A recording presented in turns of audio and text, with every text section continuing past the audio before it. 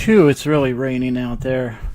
There's nothing better than a thunderstorm in the summer. There's nothing better than that, especially at night. And then you go out in the rain. I love it. Okay, well, here we are. It's August 21st, 2018, Tuesday night. Welcome to Woke Nation. In case you're wondering, this term woke that you see on there, I'm not using it in any way as the leftist people usually do, or that you hear in the media. Just in case you're wondering, the irony of, I'm not totally stupid or deluded using woke in my title and then calling myself a conservative podcast. I did make a YouTube video about it, actually. I culturally appropriated the term. I'm a thief. Haha. And I stole the term. And I made it my own. So when you hear me say woke in reference to Woke Nation, I'm speaking about hashtag walk away. Or at least that's what I tell people to feel better about myself, because I named it Woke Nation without realizing that it was a leftist term, and now I have to scramble to sound cool. Whatever. That's what I'm saying. I'm speaking for these glorious individuals who awaken from their democratic stupor, these regressive zombies tramping through the country's politics. I'm here for them. No. Anyway, I'm trying to get in a good mood because today's topic isn't such a pleasant little thing. Heroin. I did a podcast on it not too long ago. I think in May or June, sometime like that. When you do heroin, you lose track of time. Not that I'm doing it now. But anyway, it is serious. What's going on? The opiate epidemic that's just ravaging the entire country right now.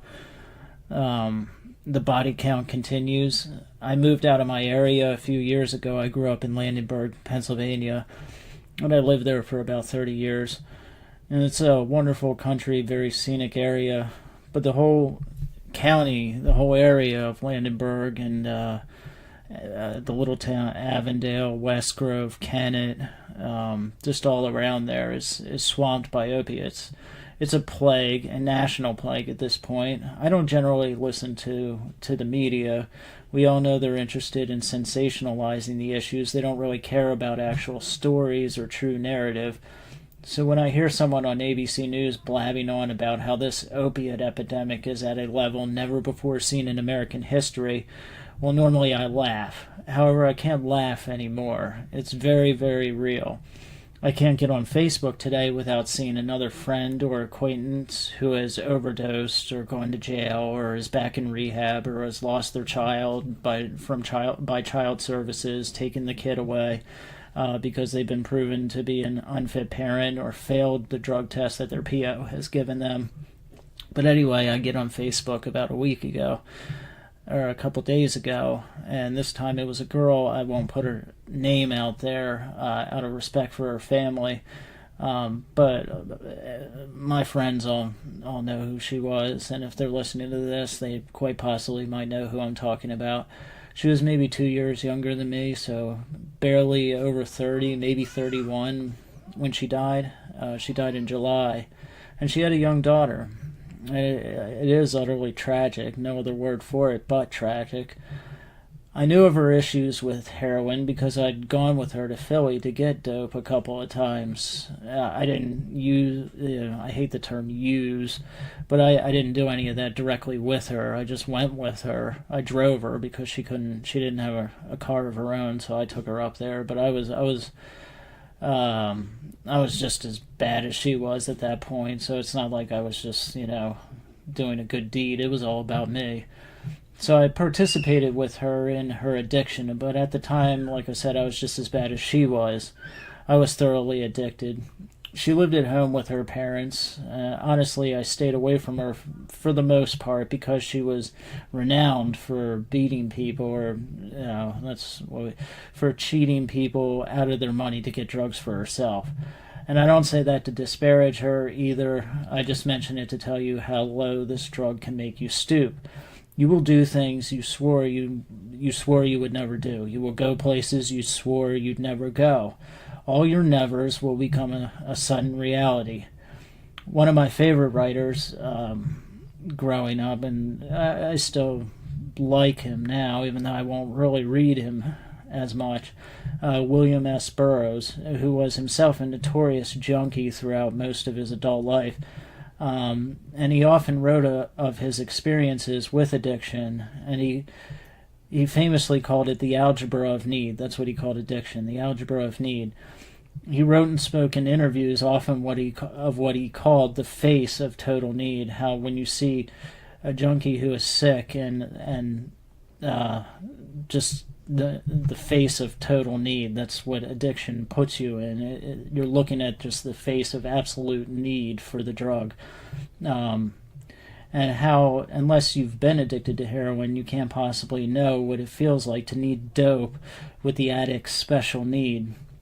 And in one piece, Burroughs detailed a progression of lurid and depraved behavior an addict undertakes to acquire his drugs, and to end each listed behavior, he wrote, "Wouldn't you?"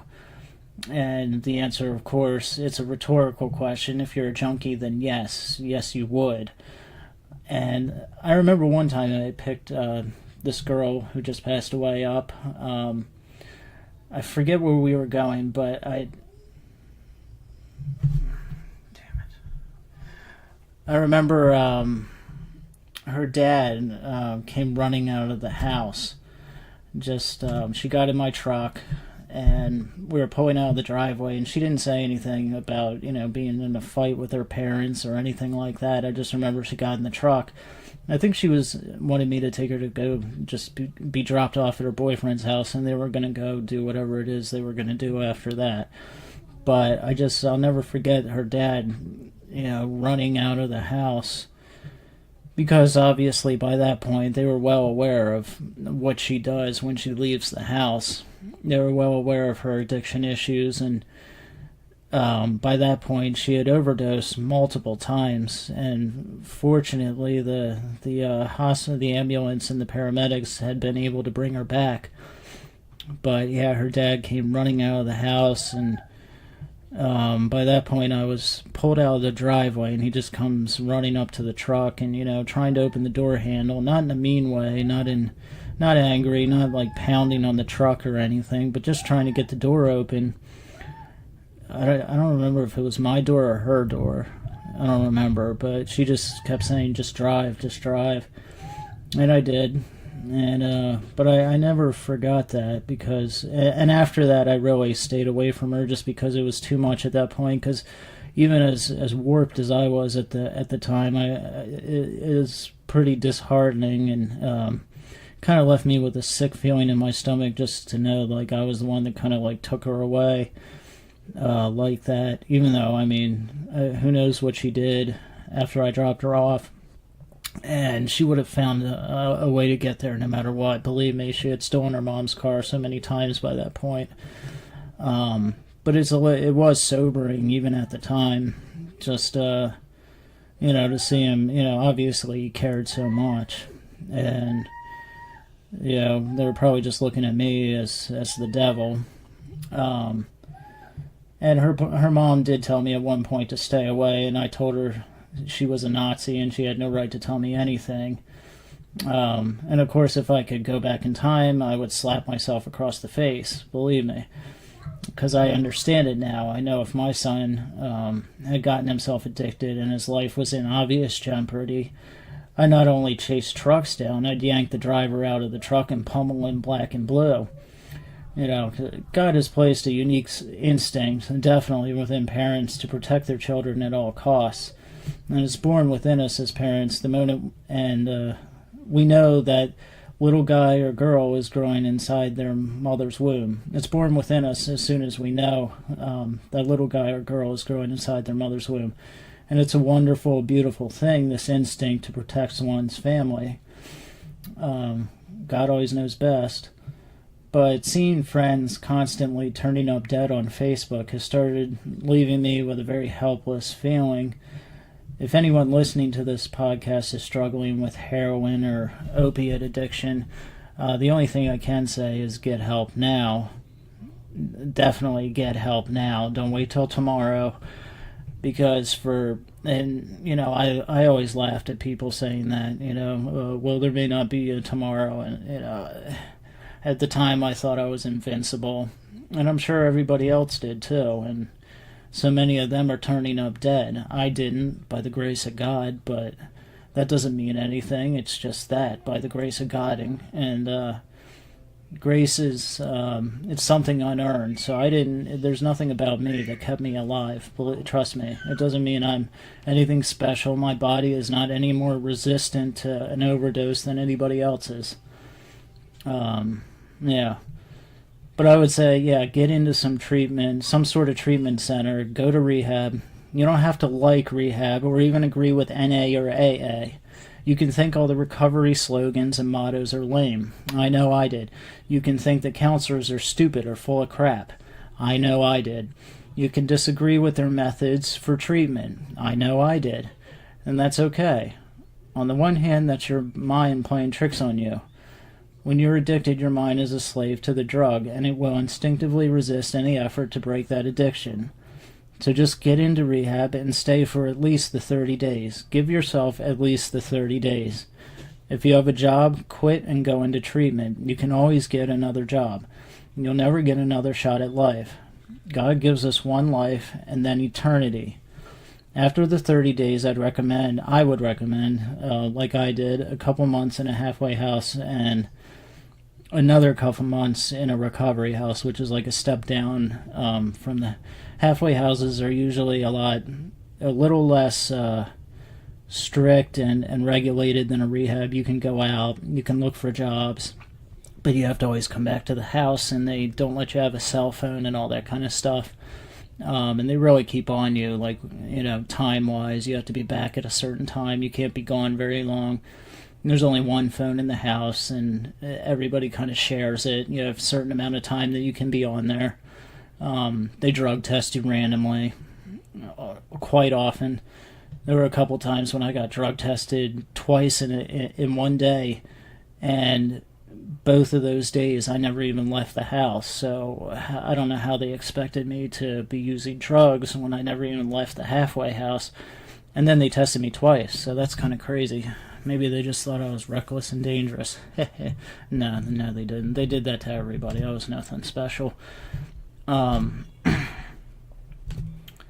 yeah, you need that time. If you've been using heroin, especially for any length of time beyond 6 months, anything over a year, then you need more than 30 days. 30 days is not long enough. You need a long time to really get back to even starting to feel normal. So, yes, get into treatment and humble yourself. Admit that your way of living doesn't work. The key to addiction is understanding the core instigator for it. It's true some people are born with what they call the addict gene. Some people go through their party phase early and young, they grow up, they move on, and that's it. They drink a bit, experiment with a few drugs, they may even try heroin once or twice, but the obvious negatives of being an addict, a junkie, keeps them from becoming truly addicted, from really letting themselves go. An addict can't do that. A true addict plays for keeps. A true addict will clearly see the downside to addiction, but he will be unable to stop. And that brings me to something I wanted to mention. I was listening to a Christian podcast, and it's a popular one called Apologia. Some of you may have listened to it, may have heard of it. It's pretty popular from what I've led to believe. I like some of their stuff and listen to them from time to time. And I think Frank Turbin is, I think, the one guy who speaks on the show, one of the guys anyway. There's several of them. But a few episodes ago, they spoke on addiction. Like half the episode was on Mormonism. They've been talking about that a lot lately, so I've kind of like tuned out because I don't really care about Mormons. No offense. But the other half of the episode was on addiction. And I have to bring this up because what they were saying isn't just wrong, it's dangerous. And whoever it was, he really railed against the idea of addiction being a disease, and he kept saying it was only a moral failure. This is wrong. And honestly, anyone who says this has lost all credibility with me. And it tells me that they haven't ever experienced addiction. No one who has been addicted to heroin will say it's just a moral failing. It's absolutely absurd. Now, I do agree that today our culture has gone way overboard in regulating to science, or attributing to science every sexual perversion or sin. Any moral failing, they try to say that it's, well, that's how you're born, or it's because of a chemical imbalance in your brain, or anything like that. I think, so in a lot of ways he's right. Our culture does write off many deviant behaviors as addictions that the individual cannot help, thus relieving them of moral responsibility. I understand all that. For example, sex addiction to me isn't true addiction. It is a moral failing. It's called being sexually promiscuous. Here's the difference with heroin, though. It actually qualifies as genuine addiction. True addiction is total dependence and slavery from every aspect of your being. Heroin enslaves you emotionally, physically, mentally, spiritually, every single way possible. If you don't have heroin on a daily basis, every single part of you goes into intense withdrawal. This isn't just craving. This isn't just wanting something. This isn't just a desire to go and sin, a moral failing.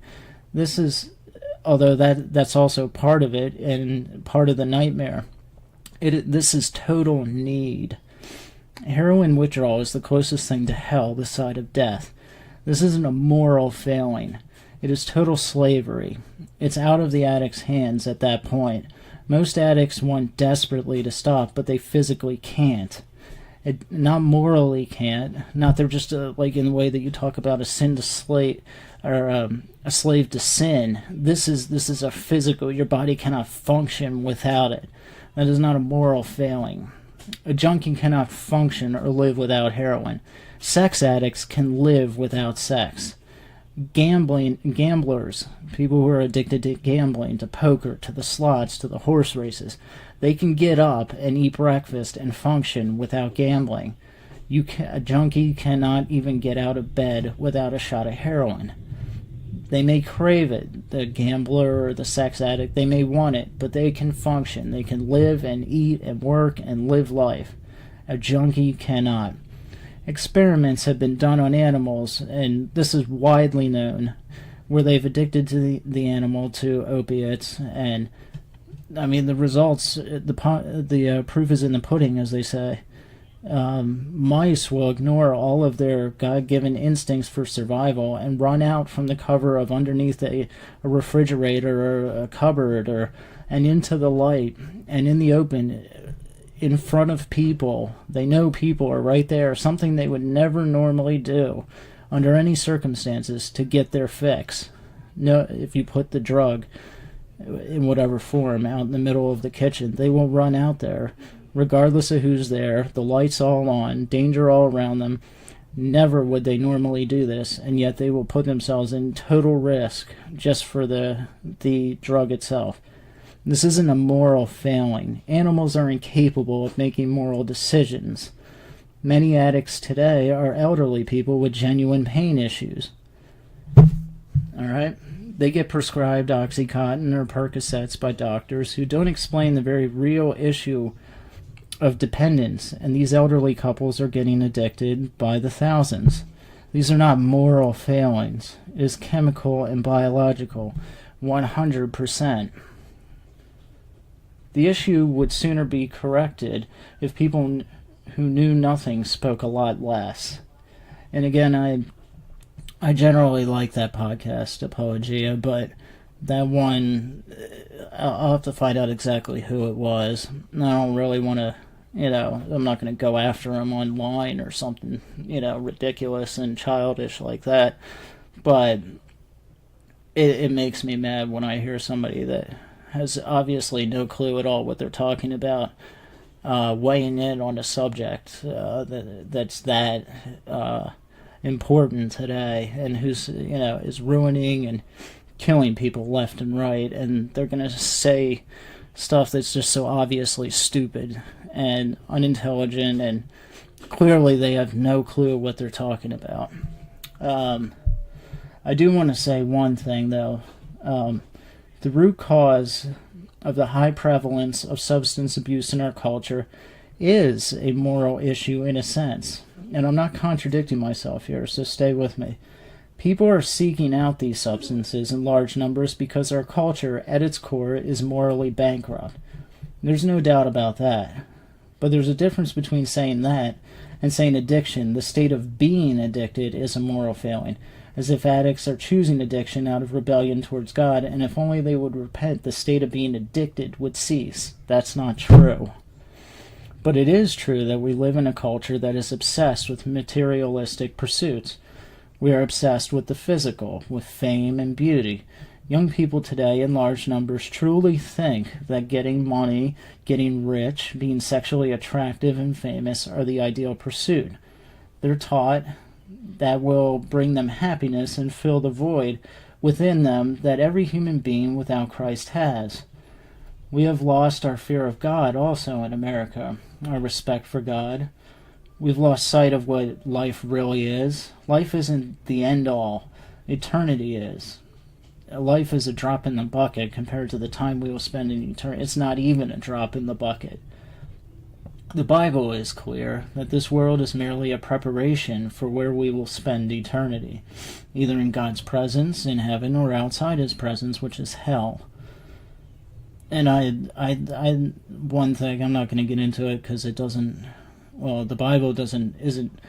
Believe it or not, I don't think it's very, very clear on what exactly hell is. But a lot of people think it's like this place, that you're going to be. And I'm sure it has a location in a sense. But it's really, I think, a state of being. And it's a state of total disconnection from God. And if you think about it, and I'd have to actually do a little research on this, but I have heard and read that all the pleasures that even non-Christians, those who aren't even saved, experience in life, that they wouldn't experience if it weren't for, the Spirit of God. He provides all that. And I wouldn't be shocked, I've been thinking about this, if our, even just the chemicals in our body, the sense of happiness, pleasure, come from Him. And obviously some people would say, well, yeah, of course they do. But I mean, since we're broken people, perhaps, when you get that, at least for me, that sense of depression, and it's like this feeling of being totally disconnected from everybody around me, from family or friends. And sometimes I wonder if that's what hell is really like. I don't know. And I'm kind of rambling at this point. I was hoping to not do that. I've been doing pretty good about not rambling in the last few podcasts, but sometimes it just happens. But I try to use myself as an example as much as possible, lest anyone think that I'm just preaching. I spent so many years, so much of my 20s in a constant state of anxiety, and this anxiety sprung from me obsessing over finding meaning to life. Every single day I worried about how my life could have meaning, and my problem was that I was thinking of this meaning in our world's terms. I look to great writers because I love writing, and I would like to be an accomplished writer someday. But I look to writers like Hunter S. Thompson, or Lord Byron, or Burroughs, or Kerouac, or F. Scott Fitzgerald, or Hemingway as role models, and I kept focusing on making an impact in this life so the world would remember me. I kept thinking I didn't want to pass through this life without at least the world noticing or remembering me in a sense. And it wasn't until I got off drugs and repented and turned back to Christ that one day, actually, and I still kept thinking about this all the time. And one day the catechism kind of ran through my mind. And there's the question, what is man's chief end? And the answer, of course, is to glorify God and enjoy Him forever. And it really did kind of hit me like a lightning bolt. Yeah. And I realized my great mistake after all those years,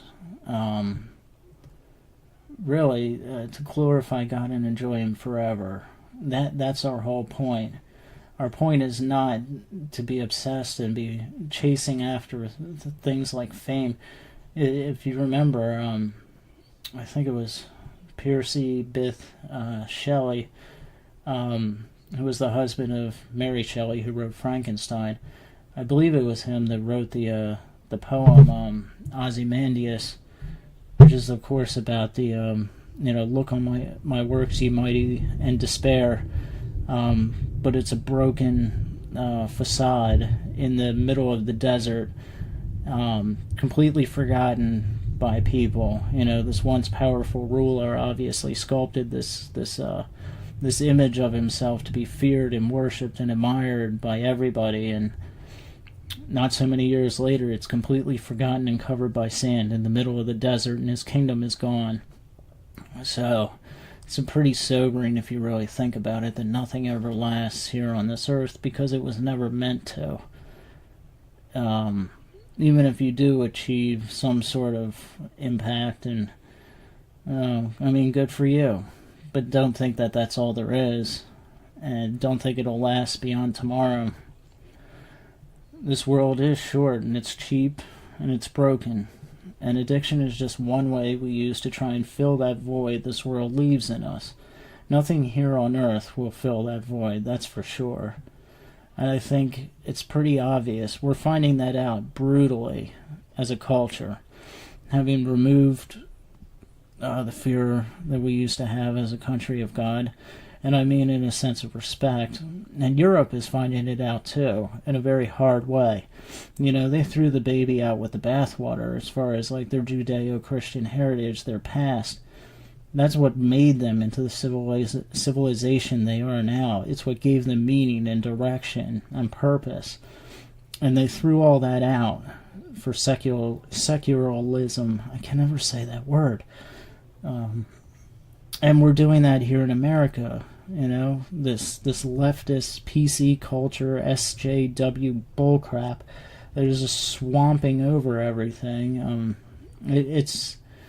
You're being left with nothing, just a hollow, empty vessel with nothing on the inside. It's just this mindless pursuit of pleasure and entertainment and 15 minutes of fame, and that's all they can offer. That's it. What's beyond that? Nothing. And those that achieve 15 minutes of fame, you can ask Demi Lovato. She just OD'd again. Or Charlie Sheen, or any of these people that have known to be pleasure seekers and partiers and everything. Where do they end up? The same place you and I are going to end up, either in rehab or dead. And you can't take any of their enormous fortune with you to either of those places. So it shows you really that has no value whatsoever. Okay, so your net worth is $150 million, but you're dead. So what? I don't mean to be so brutal, but it is true, and people don't think about it anymore. And if you make that your goal, you're gonna get brutally woken up one day. So better hear it now, here, and take it, absorb it, think about it. Don't just react like, oh, that's not true, and get angry at me. Really think about it. That's my son in the background, if you can hear him yelling. He agrees with me, by the way. But give it some thought, Okay. Well, that's it. That's my meandering episode for today. We'll have another episode next weekend. I promise it will be a lot more lighthearted. I'm going to stick with the rest of this month. I haven't forgotten that I'm going to make every effort I can to move on to 2 episodes a week and start cranking out some YouTube videos as well, as in addition to some more blog posts on my medium.com blog. So all that is coming up. We're in my family, my wife and a son. We're in the middle of a transition here, trying to move into a new place, and there's a bunch of other stuff going on. It's a really busy time. So until September, September is probably when I'm going to start cranking them out like that. I just need a few more weeks to straighten things out. But we'll be back next weekend at least. Sunday, hopefully. In the meantime, subscribe to Woke Nation on iTunes or download the Podbean app. You can subscribe on YouTube. All these podcast episodes can be found on the Woke Nation YouTube page. Like and follow the Woke Nation Facebook page. You can also check out my blog, like I said, on medium.com, and it's under the nom de plume, PJP Hayes. If you have any comments, critique, or questions, feel free to email me at roadnottaken04@juno.com, and I'll respond as fast as I can. Alright, well, that's it for this episode. Tune in next week. Thanks, good night, and God be with you.